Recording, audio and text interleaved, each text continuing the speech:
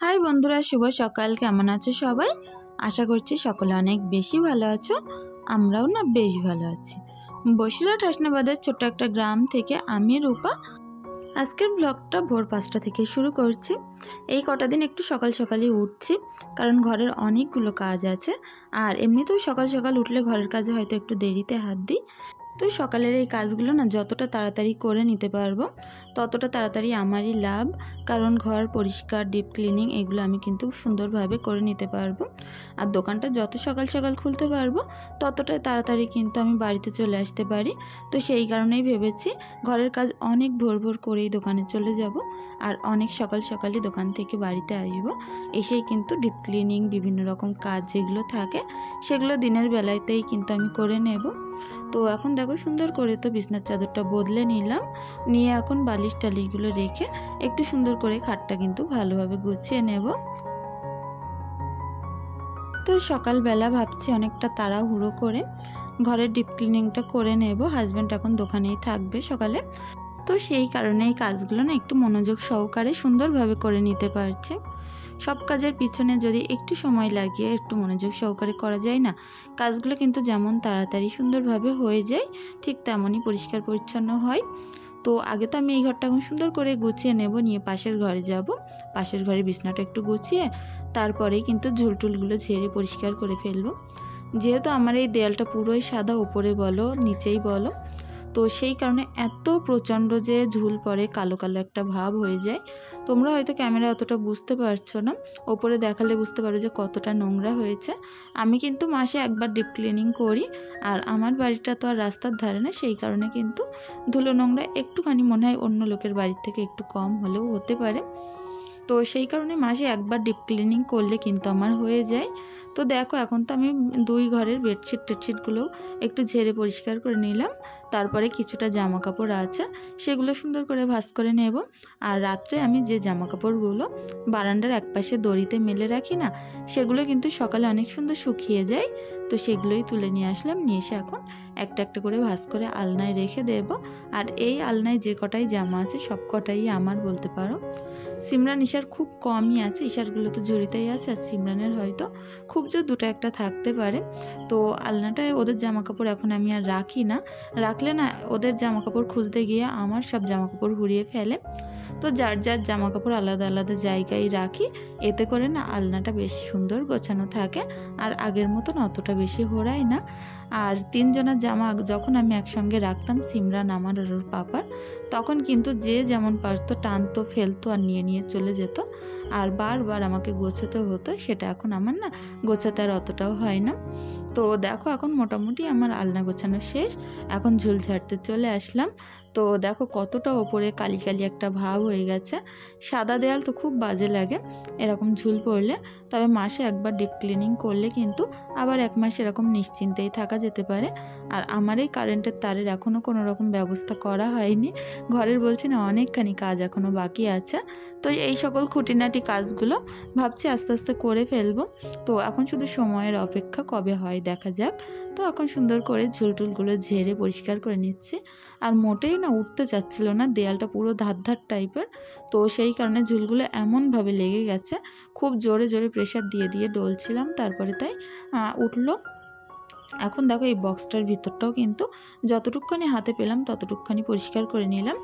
এর ভিতরে আমার যত লেপ, কাঁথা, বালিশ, ব্ল্যাঙ্কেট যা কিছু বলো, যেগুলো আমার একেবারে লাগে না, খুব প্রয়োজন পড়ে না, তো সেগুলোই কিন্তু এর মধ্যে আমি ঢুকিয়ে রাখি। আর এর মধ্যে জানো মিনিমাম 4টে মানুষ ভালোভাবে শোয়া যাবে, এতটাই চৌকার, অতটাই বড়। মুখটা এরকম ছোট, কিন্তু ভিতরে না অনেকখানি জায়গা। তো আমার কোনো জিনিস, যে জিনিসগুলো আমার না লাগে, দরকার হয় না, সেই সকল জিনিসগুলো কিন্তু সবই বক্সে ঢুকে যায়। আর এদিকে দেখো আমার এই পাখাটার বয়স মিনিমাম কম করে হলেও 15 থেকে 18 বছর বয়স, আমার বিয়ের অনেক আগের পাখা। আমাদের তো প্রথমে মুরগির ফার্মের ব্যবসা ছিল, মুরগির ফার্ম ছিল। তো মুরগির আমাদের অনেক ফার্ম ছিল লম্বা লম্বা, তো সেখানে না এরকম পাখা লাগাতে হতো মুরগিদের জন্য। তো এরকম পাখা প্রায় 8টা 10টা ছিল, এখন আর মোটে 2টো 3টে আছে। বিভিন্ন মানুষের দিতে দিতে আর 2টো 3টে এসে দাঁড়িয়েছে।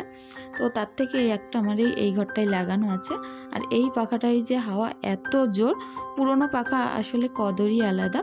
আমার ওই ঘরে কিন্তু নতুন একটা ফ্যান লাগানো আছে, ওতে কিন্তু অতটাও বেশি হাওয়া হয় না, কিন্তু এই পুরনো ফ্যানটা না বাদ দিতে পারি না, প্রচণ্ড স্পিডে হাওয়া হয়, তো সেই কারণে এটা রাখা। বেশ কিছু জায়গায় দেখছো রং কিন্তু চটে গেছে, একটু সাদা সাদা হয়ে গেছে, তবে কি বলো তো, মায়ার জিনিস অনেক দিনের পুরনো, ফেলতে পারি না ও কারণে।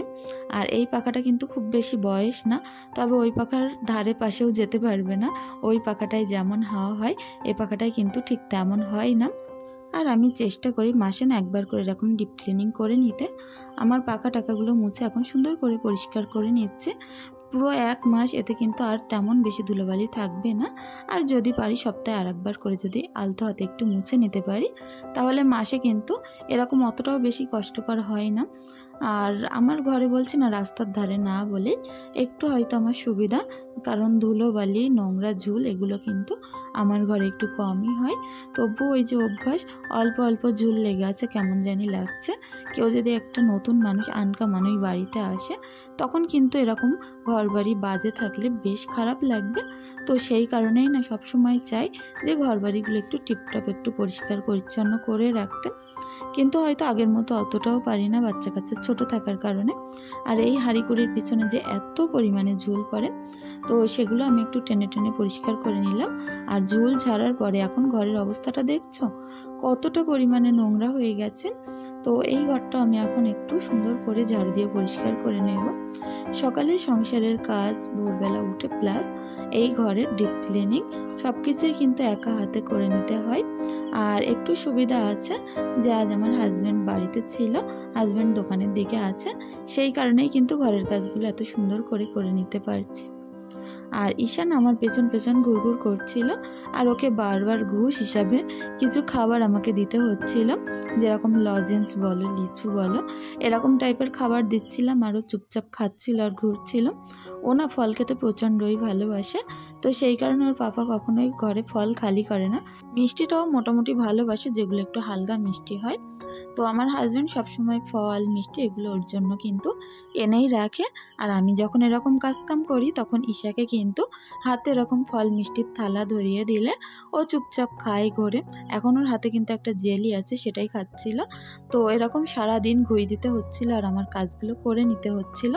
তো এইভাবেই না সুন্দর করে আমার ঘরটারগুলো পরিষ্কার পরিচ্ছন্ন করে নিলাম। নিয়ে এখন যাব পুকুরে। সকালের কিছুটা বাসনপত্র তো ছিলই, তো সেগুলো আমি ভালোভাবে মেজে নিয়েছিলাম। আর এখন কিছুটা জামা কাপড় আছে, তো সেইগুলো আমি পরিষ্কার করে নেব। যে বিছনার চাদর টাদরগুলো তুললাম, তারপরে ঈশা রাত্রে যেগুলো ইস্যু করেছে, তো সেই সব কাঁথা কাপড় রয়েছে, সেগুলো সামান্য একটু সার্ফের পানিতে কিন্তু ডলে ধুয়ে নিলেই হয়ে যাবে। আর ঈশা বারবার এখানে বলছিল আসবে বলে জ্বালাতন করছিল, তো আমি আর ধারে বারে আসতে দিচ্ছিলাম না, কারণ পুকুরে না এখন এক পুকুর পানি। আমি এক ধমক দিয়েছিলাম, বললাম উপরে দাঁড়াও, কাজগুলো হয়ে যাক, তারপর একবার তোমাকে পানিতে নামিয়ে পাটাগুলো ধুয়ে নেব। তো সেই মতো কিন্তু ওপরে দাঁড়িয়ে দাঁড়িয়ে খেলা করছিল আর অনেক বেশি বকবক করছিল। যখন আমি কাজ করি না তখন ও না প্রচণ্ডই বকে, এত পরিমাণে বকে যে আমার কান মাথা ঝালাপালা করে দেয়। তবুও ভালো লাগে শুনতে, বাচ্চাদের কথাবার্তা বলা কিন্তু অনেক শুনতে ভালো লাগে। ফারজানা পারভিন আমাকে কাল অনেকগুলোই কমেন্ট করেছিলে, কিন্তু আমি সেটা সময় করে উত্তর দিতে পারিনি, তো তার জন্য আমি ক্ষমা চেয়ে নিচ্ছি। সে আমাকে বলেছে যে আমার ভিডিও আসতে দেরি হলে সে কিন্তু বারবারই ফোন দেখে। তো অনেক বেশি ধন্যবাদ বন্ধু যে আমার জন্য তুমি এতটা অপেক্ষা করো। আর একটা কথা তুমি জানিয়েছো তোমার বেবির জন্য, তোমার জন্য যেন একটু দোয়া করি। তো আমার তরফ থেকে দোয়া ভালোবাসা তোমাদের জন্য রইল, তোমার জন্য রইল, তোমার বেবির জন্য। আর আমাদের জন্য কিন্তু একটু ভালোবাসা দোয়া রেখে যেও। শাবানা ব্লগ বলেছো যে অনেক ভালো লাগলো বনু, তো অনেক ধন্যবাদ বন্ধু তোমাকেও যে আমার পাশে আছো আর আমার ভিডিওয় রোজ তুমি সুন্দর সুন্দর কমেন্ট করো। অনেক ভালো থেকো বন্ধু। পিওর পৃথিবী আমাকে বলেছো যে অনেক সুন্দর আপু, তো অনেক ধন্যবাদ বন্ধু, তুমি অনেক ভালো থেকো। নূরজাহান খাতুন আমাকে বলেছো যে আপু তালি রাখা কত নিয়েছে, তো তালি রাখা আমি কিন্তু ঠিক ভালোভাবে বুঝতে পারছি না বন্ধু। আর প্লিজ তুমি কমেন্ট করে জানিও যে তুমি কি বলতে চেয়েছো, আর আমি এই যে বুঝতে পারছি না তার জন্য আমাকে ক্ষমা করে দিও। মেহেন্দি ডিজাইন বাই সুফিয়া সুলতানা আমাকে কমেন্ট করেছো যে আপু দুদিন তোমার ভিডিও দেখিনি, আজ কিন্তু 3টে ভিডিও একসঙ্গে দেখে নিলাম। তো অনেক ধন্যবাদ বন্ধু, পাশে থেকে এরকমভাবে আমার। আর তোমার জন্য অনেক বেশি ভালোবাসা রইল। আমার আরেক বন্ধু আব্বাস মোল্লা প্রোফাইল নাম, তো সে আমাকে কমেন্ট করেছে যে যখন আমি বাসনপত্রগুলো উপর করব তখন যেন তলায় একটা কাপড় দিয়ে উপর করি। তো এটা না আমার জানা ছিল না, জানানোর জন্য অনেক ধন্যবাদ। আমিও পরে ভাবলাম সত্যিই তো বাসনপত্রের তলায় যদি একটা কাপড় দিতাম তাহলে পানিগুলোও বেশ তাতে চেপে যেত, আবার বাসনপত্রগুলোও বেশ সুন্দর থাকতো। তো যাই হোক, তারপরে দেখো এখন সকালে স্নানগুলো সেরে এসেছি সমস্ত কাজ করে। এখন একটুখানি এই যে ব্রেডটা দিয়ে একটা ডিম দিয়ে ডিম টোস্ট মতো করে নেব। খুব হালকা তেলেই কিন্তু করব, আর এর মধ্যে কোনো রকম পেঁয়াজ কাঁচা লঙ্কা দেবো না, কারণ এটা ঈশাও খাবে, আমিও খাবো। রাখি লাইফস্টাইল শর্ট থেকে আমাকে কমেন্ট করেছো যে তুমি তো মুসলিম, তবে সালাম নিয়ে ভিডিও কেন শুরু করো না, তুমি কি লজ্জা পাও তুমি মুসলিম বলে? তো দেখো, এরকম কোনো ব্যাপার না। আমার ভিডিও যেমন আমার মুসলিম ভাই বোনেরা দেখে, ঠিক তেমন কিন্তু একইভাবে হিন্দু ভাই বোনেরাও দেখে। আর এটা আমার কাজের জায়গা, এখানে হিন্দু মুসলিম করার কোনো জায়গা নেই। আমি সকলকে সমানভাবে রেসপেক্ট করি। আমি মনে করি যে এরকম ভিডিওর মাঝখানে কখনোই ধর্মর নাম ধাম নিয়ে বেশি টানাটানি না করাই ভালো, এটা আমার মনে হয়। তো আমি যদি কোনো ভুল কথা বলে থাকি প্লিজ ক্ষমা করে দিও সকলে আমাকে। তো এই বিষয় নিয়ে আর বেশি দূর কথা বলতে চাই না। সকল ধর্ম সকল মানুষই আমার কাছে সমান, আর সব ধর্মকেই আমি ভালোভাবে সম্মান করি, রেসপেক্ট করি। আর এদিকে দেখো, গল্প করতে করতে আমার কিন্তু সুন্দরভাবে যে ব্রেড টোস্টটা ছিল সেটা হয়ে গেছে। এখন ঈশাকে একটু এই ব্রেড টোস্ট দিয়ে দেবো একটা, আর 1 গ্লাস এই যে অরেঞ্জ গ্লুকন্ডিটা দিয়ে দেব। এটা না অনেকটা বেশি শরীর ঠান্ডা করে, চোখ পুরো জুড়িয়ে যায় খেলে। তো যাই হোক, ঈশাকে এখন 1 গ্লাস দিয়ে দেবো, আর একটা এই যে ব্রেড দিয়ে দিলাম। দিয়ে ওকে কিন্তু সকালের এই খাবারটা খাইয়ে দিলেই পেটটা অনেকটা ভর্তি হয়ে যাবে। তো ঈশাকে 1 লিটার দুধ খাইয়ে ঘুম পাড়িয়ে দিয়ে আসলাম। তার মধ্যে হাজব্যান্ড একটা মুরগি নিয়ে এসেছিল, সেটাও পরিষ্কার করে কেটে ধুয়ে একেবারে নিয়ে আসলাম। এটা অনেকটাই বড় মুরগি ছিল, তো এর থেকে কিছুটা মাংস আমি ফ্রিজের মধ্যে রেখে দেব, 2টো ভাগ করে রাখবো, 2 দিন রান্না হয়ে যায় যাতে। তো আমরা সংসারের গৃহিণীরা যদি একটু বুদ্ধি করে কষ্ট করে সংসারটাকে চালাই না, এতে করে কিন্তু আমাদেরই লাভ হয়। এই মাংসগুলো একদিনই হয়তো রান্না করে ফেলতে পারতাম, তবে এটা আমি 3 টুকরো করে নিলাম, 3 দিনে করব। তো এরকমভাবে যদি একটু বুদ্ধি করে সংসার চালাই তো সংসারে না অনেক বেশি সচ্ছল হয়। আর তারপরে দেখো এখন সুন্দর করে আমি শাকটা তেলে দিয়ে নেব। আমি কিন্তু ভাত আর শাকটা বসিয়ে মুরগিটা কেটে কুটে রেডি করে নিয়েছিলাম। এর মধ্যে পেঁয়াজ আদা রসুনটাও কেটে নিয়েছি। আদা তো কাল রাত্রে কেটে ফ্রিজেই ছিল, শুধু পেঁয়াজ আর রসুনটা কেটেছিলাম, নিয়ে সুন্দর করে বাটনাটা করে একেবারে চলে আসলাম। তো পেঁয়াজ রসুন তেলের মধ্যে দিয়ে সুন্দর করে এই সজিনা শাকগুলো এখন তেলে দিয়ে একটু নেড়ে চেড়ে নামিয়ে নেব। তো 2 টুকরো মাংস তো আমি তুলে রেখেছি, 1 টুকরো কিন্তু এই ডেকচির মধ্যেই আছে। তো সেগুলো আজ আমি রান্না করব। দুপুরবেলা আজ আমার দেওর খাবে, আর ননদের জন্য একটু ভাত পাঠাতে হবে। তো সেই কারণেই অনেকটা তাড়াতাড়ি রান্নাটা করছিলাম। আর আমরা যদি মেয়েরা একটু বুদ্ধি করে সংসারটা চালাতে পারি না, তাহলে কিন্তু সেটা আমাদেরই লাভ হয়। আর মধ্যবিত্ত সংসারে আমাদের এরকমই একটু কষ্ট করেই কিন্তু চলতে হয়। সবসময় বেশি খরচ করলে কিন্তু হাত বাড়িয়ে খরচা করলে হয় না, করলে আমরা করতেই পারি, সেটা আমাদের জন্যই ক্ষতিকর ব্যাপার। তো যাই হোক, দেখো কথা বলতে বলতে এদিকে মশলাটা সুন্দর করে কষিয়ে নিয়ে মাংসগুলো তুলে দিলাম। দিয়ে এর মধ্যে এখন আলুগুলো, যে কাল রাত্রে আলু ছিল না কাটা ফ্রিজের মধ্যে, তো সেই আলুগুলো আমি বের করে নিয়েছি, সেগুলো একটু আমার সাইজ মতো কেটে নিয়েছি। নিয়ে কিন্তু সুন্দর করে মাংসের মধ্যে দিয়ে দিলাম। দিয়ে এখন ভালোভাবে একটু কষিয়ে এর মধ্যে আলু আর মাংস সিদ্ধর মতো পর্যাপ্ত পানি দিয়ে দিলাম। অনেকক্ষণ যাবত পরে আবার আসছে, একেবারে গ্যাসটা লো ফ্লেমেই দেওয়া ছিল। তো এখন দেখো মাংসের পানিগুলো প্রায় শুকিয়ে গেছিলো, অনেকক্ষণ ধরে একটু কষিয়ে নিয়েছিলাম, নিয়ে এর মধ্যে ঝোলটা কিন্তু দিয়ে দিলাম। তো ওদিকে দেওর এসে গেছিলো, তো ওকেও ভাত দিতে হবে। এদিকে একটু জিরে মরিচ শুকনো লঙ্কা ভেজে চাল ভেজে রেখে দিয়েছি, দেওরকেই ভাতটা দিয়ে দিলাম। আর সিমরা নিশা দেওর সবাই খেয়ে নিয়েছিল, এখন আমি শুধু বাকি আছি। আমার হাজব্যান্ড বাড়িতে আসলে তারপরে আমি ভাতটা খাওয়াবো। তো যাই হোক, একটু শুয়েছিলাম, এদিকে এসে অনেক জ্বালাতন করছিল। আর তারপরে দেখো সেই আসছি বিকালবেলা।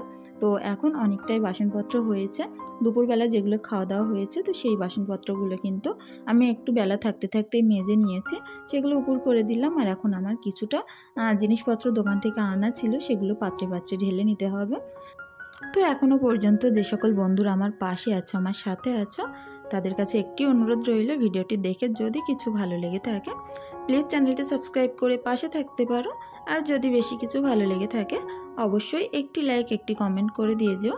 আর যারা আগে থাকতে চ্যানেলটি সাবস্ক্রাইব করে রেখেছো তাদেরকে তো অসংখ্য ধন্যবাদ। এদিকে দেখো কিছুটা সয়াবিন, কিছুটা মসুর ডাল, কিছুটা জিরে মরিচ এই যে আমি গুঁড়ো করেছিলাম না সেইগুলোই। তো এগুলো আমি পাত্রের মধ্যে এখন ঢেলে নেব।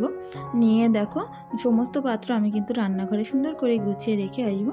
তো আমার আজকের ব্লগটি কেমন লাগলো প্লিজ কমেন্ট করে জানিও। তোমাদের সুন্দর কমেন্ট অনেক বেশি মোটিভেট করে পরবর্তী ভিডিও। তো সকলে ভালো থেকো, ধন্যবাদ।